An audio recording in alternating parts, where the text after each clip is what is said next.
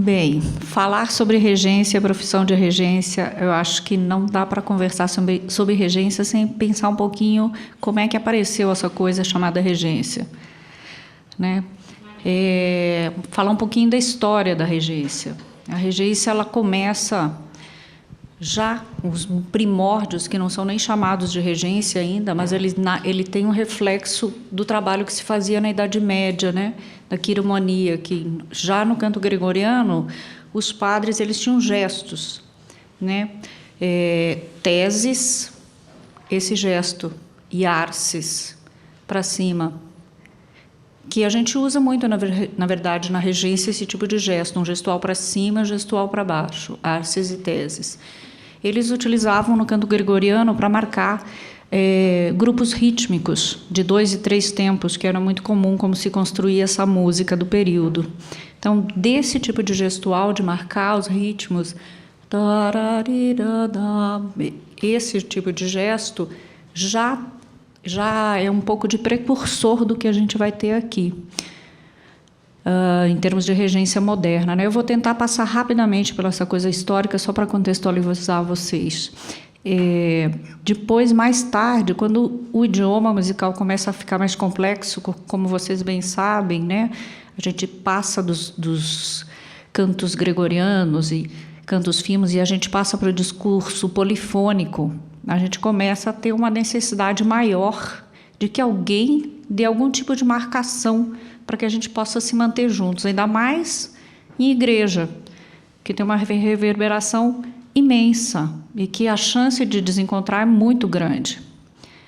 Então, com os discursos polifônicos, já os próprios cantores tinham esse papel. Alguém batia o pé, alguém marcava com a mão, alguém batia a palma, outros pá, faziam com a boca. Várias pessoas para unificar essa pulsação. Então, essa necessidade de unificação da pulsação, principalmente nas igrejas, com essa acústica muito intensa, foi que levou a essa necessidade de alguém marcar o tempo. Na época, os próprios cantores faziam isso. Quando começou a ter o discurso musical ainda se modifica ainda mais, e aparecimento, por exemplo, vou dar um exemplo, por exemplo, dos coros da polifonia policoral, que é um coro canta do lado de cá, outro coro canta do lado de lá da igreja, o problema ficou ainda pior. Porque para você manter o coro do lado de cá com o coro do lado de lá, com o reverb da igreja juntos, é difícil hoje e foi difícil sempre. Sempre foi difícil manter junto. Então, começou a aparecer, em vez de cada um marcar o seu tempo, que não funcionava mais, porque um coro está de um lado e outro do outro, então eles tinham que ter algo em comum, começa também uma pessoa marcar um tempo. Esse tempo, nessa época, ele é um tempo que é marcado audível, porque só o gesto do braço não funciona. Então, ou com bastão, ou com pedaço de papel batendo, uma percussão, alguma marcação de tempo. Vou passar rapidamente. Aí vocês sabem que a história da música começa a privilegiar mais os instrumentos, né? E a linguagem fica mais idiomática para os instrumentos, começam a se aparecer pequenos grupos instrumentais. A música vocal ainda é muito importante, mas os grupos instrumentais começam a ganhar muita força e muita importância. Quando esses grupos instrumentais começam a crescer em número, também a figura de alguém como centralizador do tempo, não regente, um centralizador de pulsação, né? Hoje a gente às vezes faz isso, fica só uma centralização de pulsação, mas na verdade a gente devia fazer muito mais como regente, né? Mas é importante essa coisa de centralizar a pulsação. Então, quando crescem as orquestras, no começo as pequenas orquestras barrocas, elas tinham uma coisa que era muito boa, que era o baixo contínuo, que era a própria escrita musical. O baixo contínuo, ele não só ele aglutina o discurso musical por meio de uma rítmica constante. Isso ajuda a aglutinar o grupo, sem necessidade necessária de ter alguém extra marcando o tempo. Então, o próprio cravista pode fazer isso. O cravo era um instrumento ótimo para isso, que chamava-se a regência do cravo, por exemplo. Por quê? Porque é um instrumento muito percussivo, então ele dava a pulsação com muita clareza, e o baixo contínuo, ele amarrava o conjunto em termos harmônicos e em termos rítmicos. Então, a figura do maestro extra, o continuista, não era importante, não era necessário. Quando não tinha um continuista que tinha essa destreza para fazer isso, que marcava com a maneira dele tocar, deixando bem claro o jeito que ele tocava, ele marcava de maneira que o pulso ficasse muito claro. Ou ele marcava com a cabeça, fazia gestos com a cabeça ou com o corpo para dar entradas e etc., para ajudar o grupo. Quando o continuista não sentia vontade de fazer isso, também os violinistas faziam. Por quê? Porque eles estavam na ponta do grupo, todo mundo via eles. O arco é um instrumento que funciona muito para dar entrada, para dar tempo, né? Muitas orquestras até hoje tocam sem regente, orquestras pequenas. Por quê? Porque o Spala ele pode conduzir o grupo.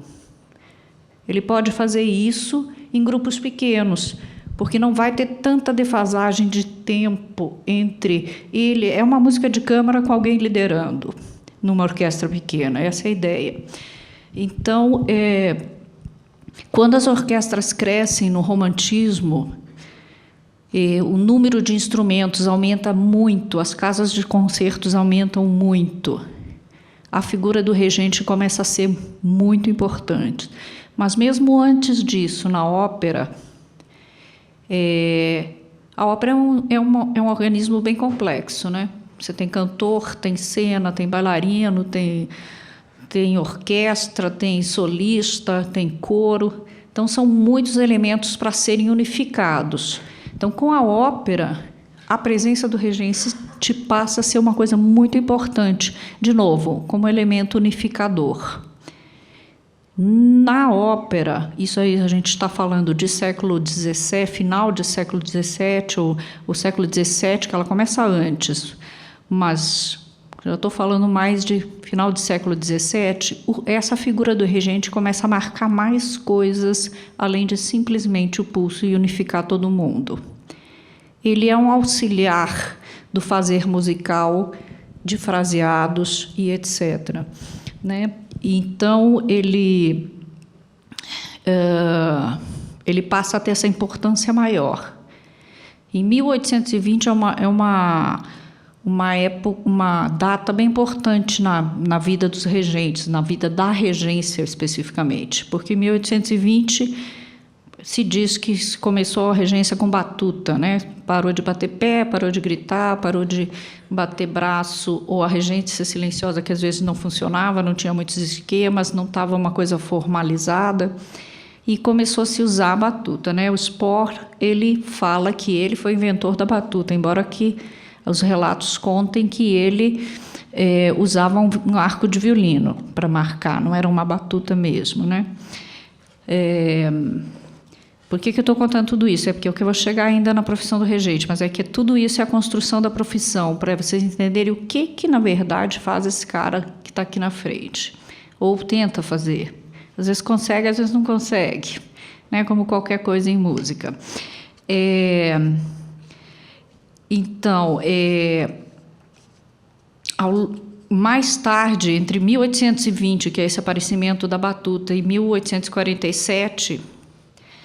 com essas inovações que eu falei, orquestrais, da música de Beethoven e outros românticos, vai ter um aumento na necessidade de um regente. Por quê? Porque as orquestras são imensas, o último instrumentista lá atrás não ouve o que o primeiro está tocando, ele não tem referência, tem uma diferença temporal para isso, né? Que também atrapalha essa questão. E, a partir dessa época, a necessidade de uma figura central passa a ser aceita na história da música. Antes era um cara que batia o tempo, que só auxiliava batendo o tempo, mas ele não tinha muita importância. Na verdade, ele não era nem um músico, assim, com M maiúsculo. Ele passa a ser nessa época do romantismo que ele começa a assumir, no início ainda no romantismo, em 1820, a gente está falando início, né? Ele começa a assumir um lugar de liderança e ser respeitado e ser aceito como necessário para o fazer musical. Antes ele não era necessário. A gente se vira sem ele, né? Mas nessa época ele começa a ser aceito como uma figura necessária no fazer musical das grandes orquestras, né? E ele passa já no final do século XIX, esse percurso dele ser aceito como uma figura central, até ele chegar no lugar que a gente conhece hoje, que é ele na frente da orquestra, virado de costas para o público. Isso aí a gente já está falando do final do século XIX. Demorou um tempo aí para ele ser aceito essa figura aqui, de virada de costas para o público, dando as indicações musicais, de fraseado, de interpretação para a orquestra, né? Então, ao longo do século XIX, principalmente no princípio do século XX, a técnica de treinamento continuam ligados à ópera, tá? Devido à grande escala da ópera, né? E o constante crescimento do número de concertos da orquestra profissional e semiprofissional encorajou a transferência da imagem do virtuoso para o maestro. Por quê? Porque essas músicas agora são umas músicas muito complexas do romantismo e o regente passa aos poucos assumindo a ser a pessoa responsável por essa interpretação, né? Ele passa a ter um papel de protagonista, quando antes ele era apenas um marcador de tempo, né?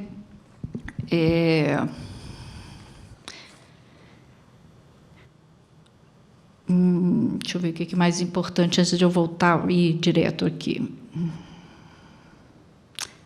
Então, a regência se torna uma coisa autônoma, né? E essa fase ela é liderada quando ela se torna autônoma mesmo, ela é liderada por Berlioz e Wagner. A gente já está falando bem mais tarde. Em 1856, o Berlioz escreve o primeiro tratado importante moderno da regência, Le Chef d'Orchestre, Théorie de son art. Ele escreve ele fez uma clara intenção de marcar... ele fez uma clara distinção entre o marcador de tempo e a verdadeira arte do maestro, que ele define da seguinte maneira, que é a interpretação. E ele ainda avança falando na ideia do magnetismo pessoal dessa figura do maestro, que ele considerou como uma misteriosa transmissão do sentimento, uma característica fundamental da regência bem-sucedida. Essas coisas são muito subjetivas, começa a ficar tudo muito subjetivo, né? Como é que você transmite esse sentimento da música, né? Essa hoje é a função principal do regente também, não é mais só unificar, né? Ao longo da história da regência, toda essa transformação existiu, né? Wagner é outra figura importante que eu falei desta época, e ele fala também de coisas parecidas que Berlioz fala. Ele fala, por exemplo, da recriação subjetiva. No romantismo, o regente tem mais liberdade do que o regente hoje. Vamos colocar assim. Ele pode reorquestrar as obras da maneira que ele acha que soem melhor. Ele pode mudar algumas notas na partitura da maneira que ele acha que soe melhor. Os regentes do romantismo normalmente são grandes compositores, também era uma época que se confundia muito a regência com a composição ainda, e eles tinham essa carga e essa compreensão de que o regente é o grande transmissor e conhecedor e inspirador da música. Ainda se tem um pouco disso, mas é diferente hoje. Eu vou colocar como é diferente, tá? Wagner fala que tinha que transmitir no momento presente o poder espiritual inerente à música. Então estão falando de outras coisas, né? Além de simplesmente interpretação musical.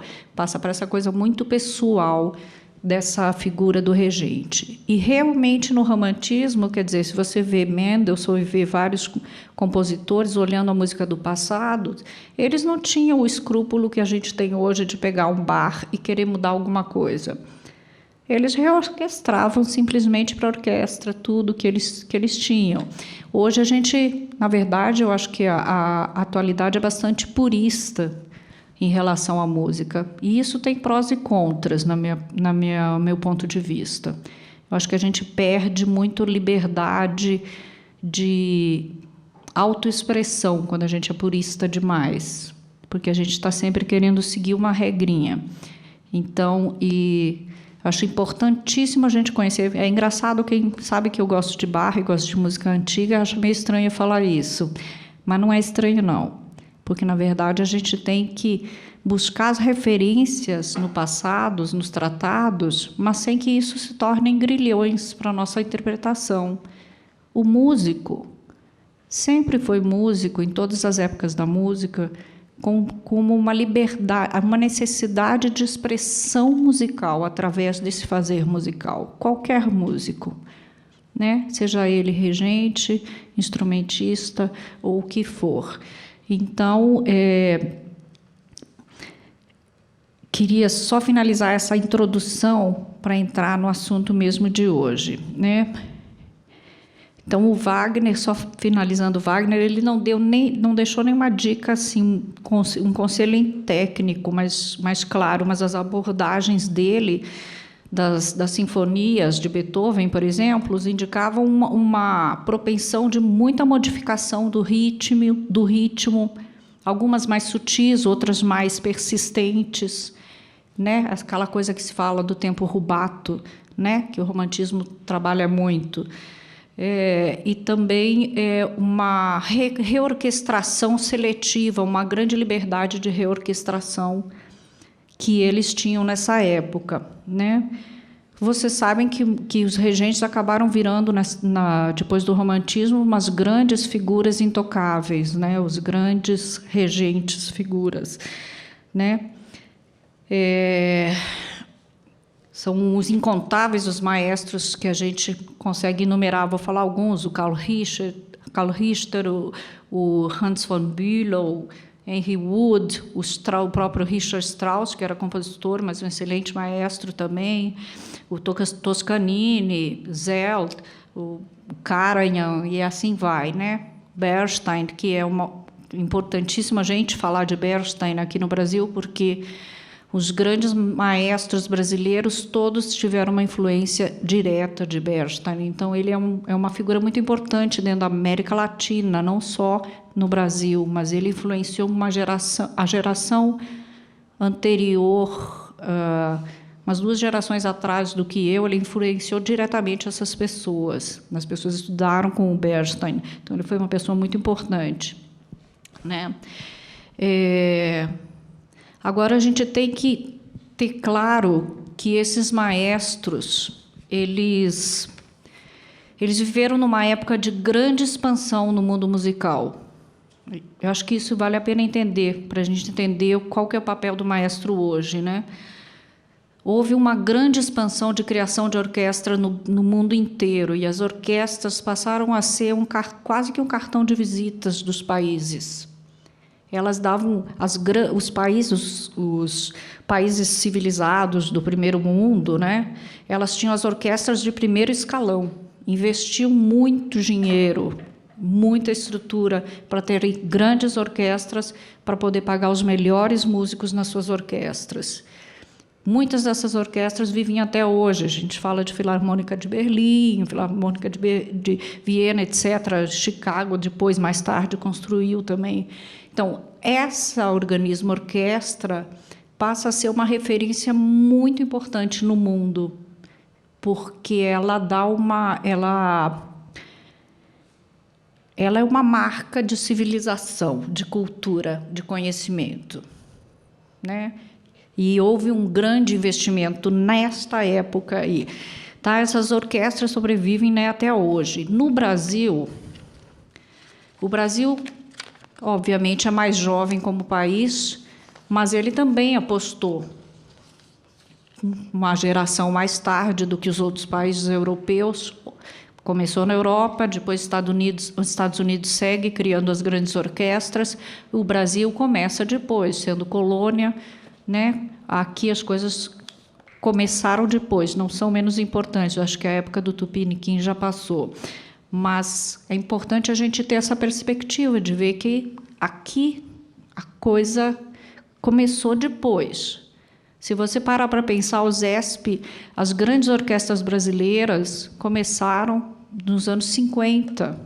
Tem uma orquestra, quer dizer, a Orquestra Brasileira foi fundada antes, em 1940.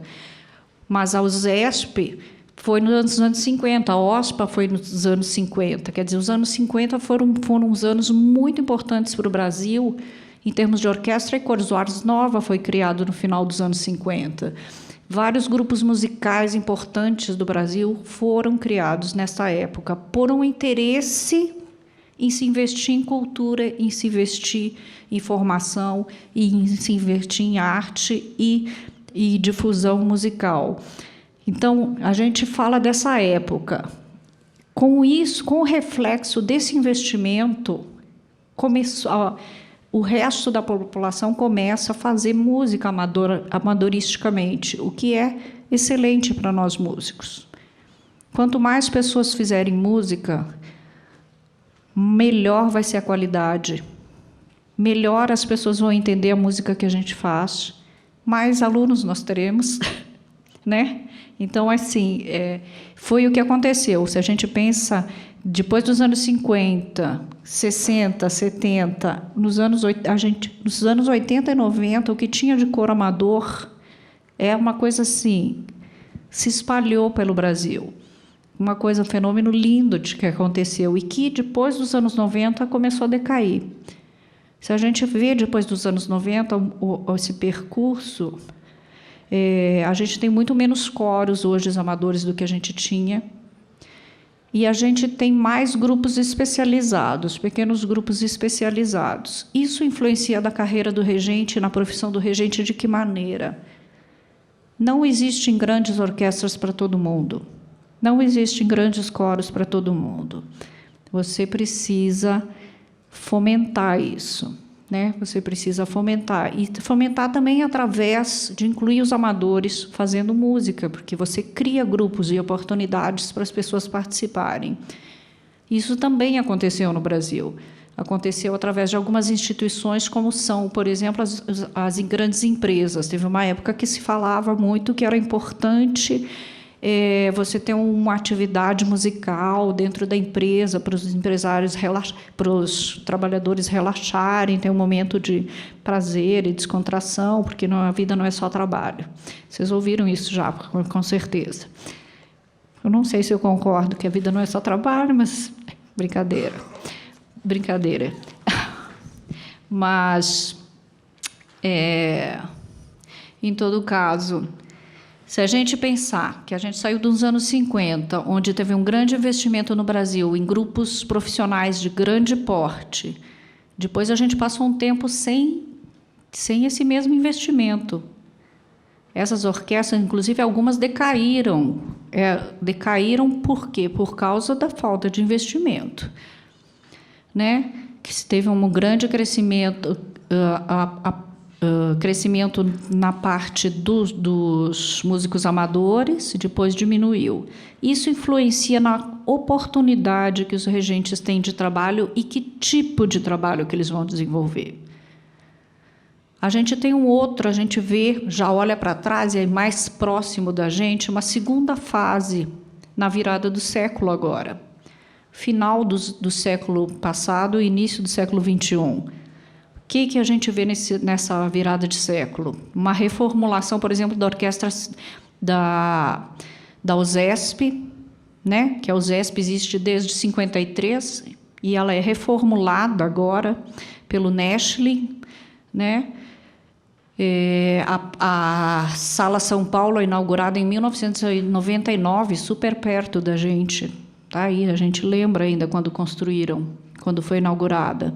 O Coral da USESP, que antes que existia, não é tão velho ele foi fundado em 94 como o Coro Sinfônico de São Paulo. Aliás, foi fundado em 94 como Coro Sinfônico de São Paulo. E ele é integrado ao USESP, como coro da USESP, em 2001, super recente. Nós estamos em 2019. Então, a Filarmônica de Minas Gerais foi criada em 2008. Então, isso mostra um novo investimento em grandes grupos, em trabalhos de qualidade. E isso, na minha percepção, não é ao acaso. Isso é fruto da vida atual, da internet. Eu acho que a internet está muito ligada a essas reestruturações e essa volta de investimento nos grandes grupos musicais. Por quê? Porque a internet ela permite a vocês ouvirem músicas de qualidades e ouvirem essas grandes orquestras que só existiam lá na Europa, você ouve na sua casa. Então, você tem um parâmetro musical de qualidade, uma condição de conseguir perceber a qualidade musical de perto. Isso faz com que o Brasil volte a querer investir em qualidade das suas orquestras. Porque hoje o nosso público, ele não é leigo. É um público que abre a internet e ouve o que está ali. E se forma, talvez não tradicionalmente, mas ele tem acesso à internet e está ouvindo a boa música, bem executada. Né? Isso muda muito, é um paradigma que muda muito a vida musical atual. Né? Eu gosto de brincar que eu falo assim, que a internet é um fator que ajudou muito assim, a modificação a expansão, né, a difusão do material musical, porque fico lembrando na minha época, se você comprava um vinil, você comprava um CD, era um acontecimento, você chamava os amigos, reunia em casa, vamos ouvir, não sei o quê, porque era tão difícil você conseguir um vinil ou um CD depois que apareceu o CD. Eu sou da época que ainda não existia CD, depois apareceu o CD, eu fiquei, nossa, que som, né, maravilhoso, não sei o que, não tem mais sentia falta do ruidinho lá do vinil. Então, essas coisas que foram melhorando, a tecnologia foi melhorando a qualidade, ela influencia diretamente no fazer musical, né? E diferentemente da grande expansão dos coros amadores que aconteceram nos anos 80 e 90, o apelo pela qualidade musical é fruto da fácil comparação dos produtos musicais, que é o que eu acabei de falar, né? Feita por qualquer pessoa que tem acesso à internet, qualquer pessoa, né? E a disponibilização das grandes orquestras também é acessível a qualquer ser humano que queira, que tenha acesso à internet, né? Então, o nosso público hoje é um público que sabe julgar, né? No meu entender, isso é o que afeta o novo investimento na área musical e na área orquestral do Brasil, tá? Isso também se reflete como uma importante abertura de campo de trabalho para os aspirantes a regente, né? Porém, hoje é diferente da época dos anos 80 e 90, que os aspirantes a regente trabalhavam principalmente com os grupos amadores. Hoje a gente ainda tem grupos amadores dentro de escolas, dentro de igrejas. As igrejas têm se especializado, algumas igrejas têm investido e se especializado bastante. Então, são campos de trabalho para nossos alunos, né? Mas desses grandes grupos que a gente está falando, tipo o ZESP, ou qualquer grande orquestra, OSPA, qualquer orquestra institucional maior, ela é um mercado muito limitado. É um mercado que a gente pode caracterizar como altamente restrito e competitivo. Muito competitivo mesmo. Então, assim, é uma coisa que os nossos regentes têm que aspirar, mas eles têm que saber que eles sempre vão ter dois percursos. Um é o visualizar e querer ser regente de uma grande orquestra. Eu acho que os nossos alunos não podem achar que por isso ser um campo altamente restrito e competitivo, que eles não são capazes de alcançar. Muito pelo contrário, acho que são. E prova disso, para mim, que essa coisa está se abrindo aos poucos, por exemplo, essa série de concertos que chama Concertos para a Juventude, que a Filarmônica inaugurou esse ano. Eu estava olhando no site deles, são 3 concertos de domingo com a Filarmônica, regidos por maestros jovens, iniciantes.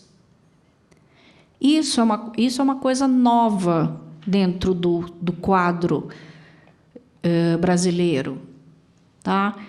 Poucas vezes a gente viu isso acontecer. As grandes orquestras abrir palco para jovens regentes estarem trabalhando. Então, eu acho que isso é uma coisa que faz eu, por exemplo, como professora de regência, querer animar mais os meus alunos a correr atrás. Que está começando a abrir os espaços maiores para vocês, né? Então,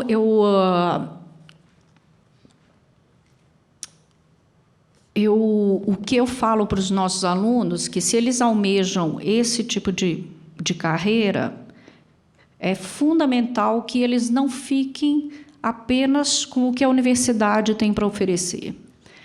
A universidade é um lugar maravilhoso, mas é um lugar muito restrito. Ela cria uma falsa impressão de realidade, de vivência musical, que não é exatamente compatível com a realidade lá de fora.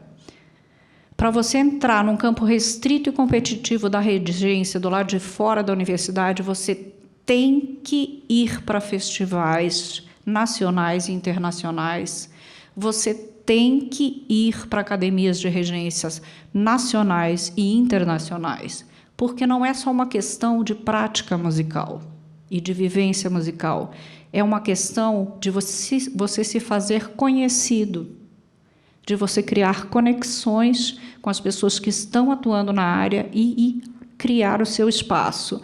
Né? Num mundo que é extremamente, você tem que ter contatos pessoais. Essas academias de regências, os festivais de regências, são fundamentais para criar os contatos pessoais dos nossos alunos, coisa que a universidade nunca vai oferecer para vocês. Nunca. Tá? Eu acho a universidade fantástica, mas imaginar que a universidade vai dar tudo o que você precisa como aluno de regência não é real. Né? Você tem que ir atrás de outras coisas que a gente não pode.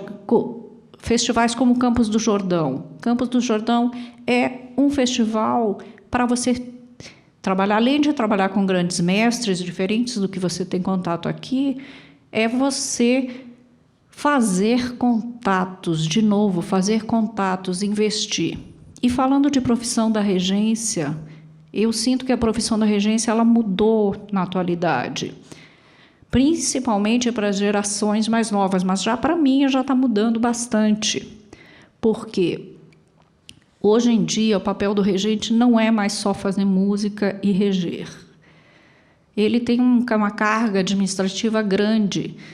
O regente, para dar certo hoje, ele tem que ser uma pessoa proativa, que pensa projetos, que investe, que corre atrás, que tem ideias, que aposta nas ideias. Então, isso é bastante importante, isso é uma coisa muito diferente das outras gerações, porque você se preparava para uma coisa que já existia. E hoje, O regente mais jovem é um regente que também ele pode apostar, entrar nas grandes orquestras, mas ele vai ter que também se preparar para ele criar os espaços dele. Tá? Eu acho que a gente está nessa fase que é bastante importante, né? Bem, eu gostaria de finalizar, eu acho que hoje eu não quero ficar falando muito, aliás, eu detesto falar em dia de concerto, mas eu estou falando aqui, então agradeço a paciência de vocês, porque para mim não é por vocês, mas para mim não é tão bom assim. Eu vou só finalizar.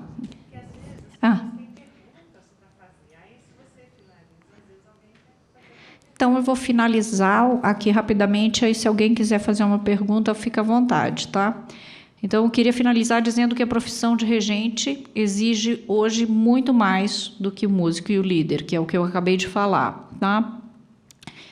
E que no âmbito musical não mudou, também mudou a função do regente. Isso é importante ficar claro, que antes, no romantismo, o regente era aquele ser inquestionável, aquele ser de outro planeta, intocável, e hoje não é mais assim.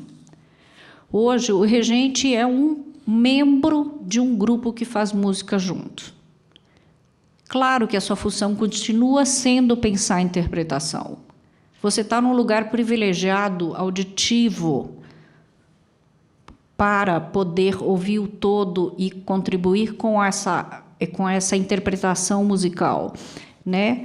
Você estuda a partitura antes dos músicos, para você pensar e tomar decisões musicais. Você tem a grade, que tem a parte de todos os instrumentos. Então, continua cabendo a você essa compreensão musical geral, tá? Mas mudou de que forma? Mudou que hoje o regente ele tem que estar muito mais aberto para ouvir o que o grupo dá para ele, porque os nossos músicos estão mais qualificados, isso é uma realidade, uma boa realidade. Então, eles também te inspiram. Essa questão da inspiração é uma troca. Você tenta inspirar o seu grupo, o grupo tenta te inspirar. E é uma troca. Fazer musical em conjunto, vocês sabem que é essa troca. Só funciona quando a gente consegue realmente fazer essa troca, né? E quando o regente contribui, eu acho que isso é muito importante, quando o regente contribui que os músicos se ouçam entre si. Ele não é uma parede que impeça as pessoas de se ouvir, tá? E no âmbito administrativo, eu já falei que ele tem que ser proativo e investir em projetos, né? Então, só para finalizar, em termos gerais, são duas as possibilidades de trabalho: entrar para uma instituição já estabelecida ou criar o seu próprio grupo. Ambas requerem uma dedicação enorme, não somente no métier musical, mas também no interesse em conhecer o mercado de trabalho e se adequar e pensar projetos que sejam viáveis dentro dessa realidade. Então, vou abrir para perguntas. Se alguém quiser perguntar alguma coisa, fique à vontade.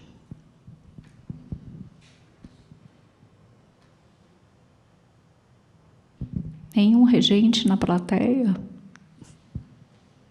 É engraçado, né? Mas a gente tem... Tem uma pergunta. Eu estava vendo aqui, a profissão da regente ou da regência? É da regente? Da regência.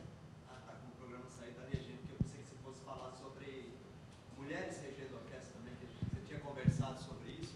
Talvez você começar a falar Tá bom, vou falar sobre mulher. Não, era sobre a regência, deve ter saído errado no programa. Tá, mas eu falo, não tem problema. É um outro campo, essa coisa da mulher regente. A mulher regente é mais recente e é um trajeto mais difícil, infelizmente, ainda hoje, né? Eu acho que tem mudado bastante, mas se você simplesmente olhar para o cenário mundial, o número de regentes mulheres atuando é muito pequeno comparado ao de homens, porque o espaço da regência sempre foi um espaço masculino. Então, assim, alguns lugares isso está se abrindo, né? Eu acho que, assim, por exemplo, eu sou a primeira regente mulher da orquestra da escola. A orquestra da escola é uma orquestra que tem bastante idade, né? Então, assim, não não estou chamando ninguém de preconceituoso, eu estou falando que é uma estrutura que existe dessa maneira, entende? Que aos poucos as coisas vão mudando, né? Por questão dessa questão de igualdade mesmo que tem se buscado no campo entre masculinos e feminino, né? Não é feminismo, eu não vejo isso como feminismo, eu vejo como uma igualdade em gêneros, que é uma coisa que está se abrindo nesse mundo finalmente, né? Mas se a gente entrar nesse assunto, eu vou entrar lá na época que as pessoas não acreditavam que mulher é gente, né? E aí eu vou muito para trás. Mas, em todo caso, ainda hoje, sim, existe um preconceito, ainda sim. Eu vejo alunas que não têm as mesmas oportunidades que alunos têm, por exemplo. E elas são igualmente competentes, mas elas não têm a mesma oportunidade.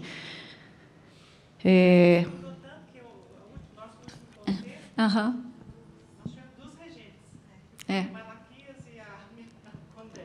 Pois é, eu acho que assim a gente não pode pegar um caso isolado assim e achar que mudou muito, Luciana, porque na verdade se você olhar em termos de mundo ainda está bem engatinhando, tá no processo, eu concordo que está no processo, mas está bem engatinhando ainda, tá? Em termos de mundo quando você pensar. São pessoas que entraram nas profissões, a coisa de compositor. Aham. Nós já tínhamos palestra sobre isso. É. Elas também vão ocupando aquele. Naturalmente vai acontecendo, porque existe uma luta. Exato. Né? Vai ocupando aquele lugar. Na música a gente está vendo isso também em composição. É verdade, é verdade, é verdade. Eu acho que, assim, por exemplo, essa coisa é tão clara que, por exemplo, muitas mulheres regentes, elas optaram em ter uma posição mais, até na maneira de vestir, mais masculina, para se colocar no mercado, né? Então, eu acho que não é por aí. Eu acho que a gente tem que ser quem a gente é e se respeitar em primeiro lugar, sabe? Porque se você não for honesto consigo mesmo, você não consegue fazer um trabalho fluir, né? Eu mesma vejo o meu percurso e vejo até fotos antigas e falo assim, nossa, hoje eu sinto que dentro da profissão de regência, lido eu mesma muito melhor com a minha feminilidade do que antes.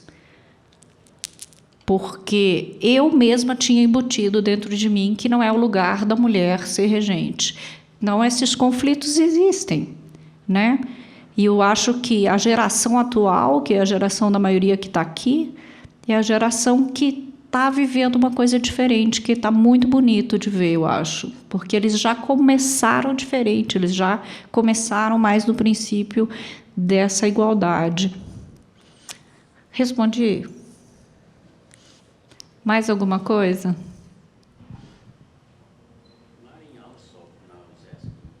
Marinha Alsop é um grande nome na regência atual, não só na USESP, né? Até ela está saindo da USESP agora, no final do ano ela sai e ela assume a regência da rádio de Berlim. Então ela sai da USESP e vai para lá. Não foi uma coisa muito fácil, a coisa da Marian Alsop também. Eu vejo, honestamente, e agora é até chato eu falar isso no microfone, mas eu vou falar porque eu estou aqui. Mas eu vejo a Marian Alsop, que é uma pessoa que botou muita carcaça e muita coisa para aguentar essa carreira de regente internacional. Não é uma coisa que foi fácil para ela, e nem é fácil ainda. Eu tive a oportunidade no meu pós-doutorado de fazer entrevista com ela e percebo que não é uma coisa que ela que está no outro nível do que eu, que tem outras vivências, que tem uma vivência em âmbito mundial da profissão, ela sente mais preconceito do que eu, porque eu estou acolhida dentro de uma universidade, que é outro paradigma. Uma universidade é uma coisa por si só mais aberta, mas ela que está nesse mercado de trabalho mundial, ela sente muito mais pressão. Então, ela alcançou, sim, reconhecimento, mas não é uma coisa assim simples, vamos dizer assim, não é tranquilo. Pois não.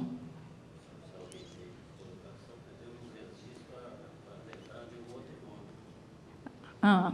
Não sei se ainda é regente da Filarmônica de Hamburgo, Uhum. australiana Simone Young. Aham. As regências dela de Madrid, pessoal todo, eu não sei se na Europa enfrenta esse tipo de preconceito, porque pode ser que enfrente na América Latina. Eu acho que, como eu falei, isso aí é um assunto para grande... A gente podia fazer um seminário só sobre mulheres regentes, seria bem interessante. Tem bastante assunto para manga. Para responder essa sua pergunta, eu não saberia responder. E também não ouso dizer que na Europa é menos preconceituoso do que aqui. Eu acho que eu estaria sendo injusta ao afirmar isso. Tá? O que eu percebo é que, mundialmente, o espaço para a mulher regente é mais restrito. Estão sendo superadas. Estão. Exatamente. Estão sendo superadas, ainda bem, e graças à nova geração. Nós somos muito gratos. Todos nós que podemos contribuir de alguma maneira e vocês que estão aí. Né, eu acho que eu vou cortar o assunto aqui, porque eu precisava, assim, 3 minutos de concentração antes de começar, pode ser? Então, até mais. Muito obrigada a todos.